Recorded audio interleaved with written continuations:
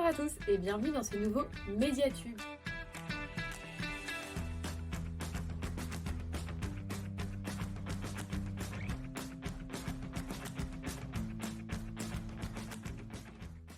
Bonjour à tous!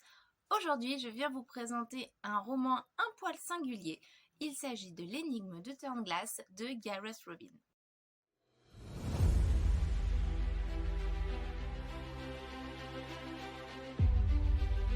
L'histoire commence en 1881 en Angleterre. Le jeune médecin Siméon Lee se rend sur l'île de Ré afin de soigner son oncle, Oliver Hawkes, gravement malade et persuadé d'avoir été empoisonné. L'atmosphère lugubre de Turnglass House, l'unique demeure de l'île, est vite troublée par la découverte d'une femme enfermée dans une cage aux parois de verre dans la bibliothèque de la maison.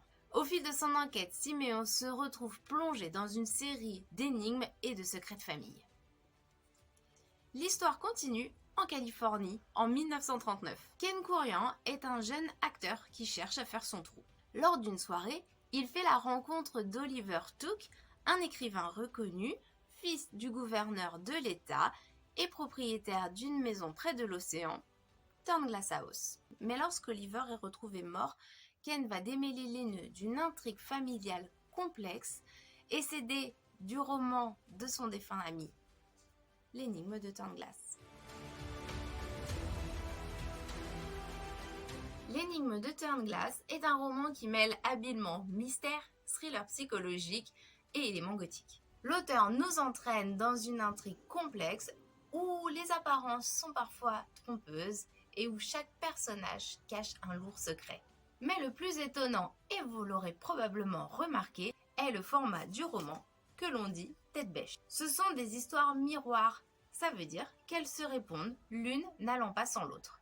Et cette technique narrative plutôt rare est utilisée pour créer des effets et surprendre le lecteur. Gareth Robin nous offre un récit captivant, porté par une atmosphère oppressante et des personnages complexes. On peut donc dire que L'énigme de Turnglass est un roman qui plaira aux amateurs de thrillers historiques ainsi que de mystères. L'auteur nous offre une lecture agréable et divertissante, tout en nous invitant à réfléchir sur les secrets de famille et les ombres du passé. Mais ce que j'ai particulièrement apprécié, et vous l'aurez sûrement compris, c'est le principe du livre sablier qui rend ludique l'acte de lecture lui-même. C'est terminé pour cette fois, mais on se retrouve bientôt pour une nouvelle vidéo. En attendant, je vous invite à vous abonner à notre chaîne pour découvrir nos derniers coups de cœur.